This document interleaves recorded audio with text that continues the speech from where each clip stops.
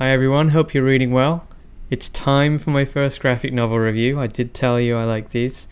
And we're going to start with I'm Not Here by Gigi, a small underappreciated artist from Canada. And this is 2017. I'm Not Here is a short story of a young woman growing distant from her parents and feeling isolated because of it.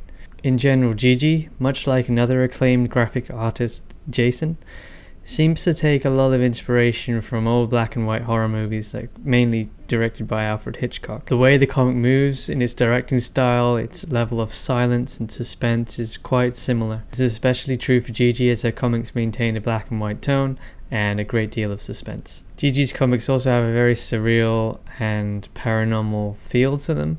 They often have dream sequences, flashbacks, daydreams, sometimes even paranormal elements. This often makes it unclear what's really happening in the comic, which is a rare thing to find for comics, as they normally are trying so hard just to be simple and understood. I'm Not Here isn't horror, but like most of Gigi's work, there's a lot of suspense and existential dread about a young adult feeling increasingly alienated. So there is a feeling of horror to it. Gigi's comics are also unique in they're almost silent, they're very minimalist in tone, they're highly detailed in drawing, and they have a very introspective message and way of conveying it. There are also relatively few indie comics that convincingly convey the inner feelings of a young woman. While Alison Bechdel, Chris Ware, and Mimi Pond also convey stories of a young woman growing up, Gigi has a particular focus to the inner psychological struggles of growing up, which a lot of them I think don't pay enough attention to.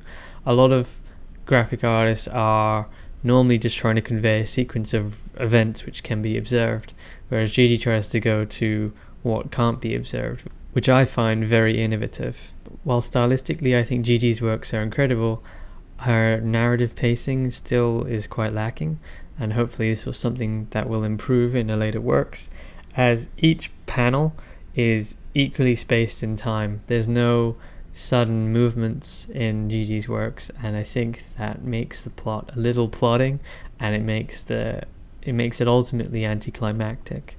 But this is forgivable, and for now I give this a 4-star. It's one of the only books I've purchased for full on Amazon because I believe in supporting this author, and frankly because there's no secondhand copies or library editions I could find.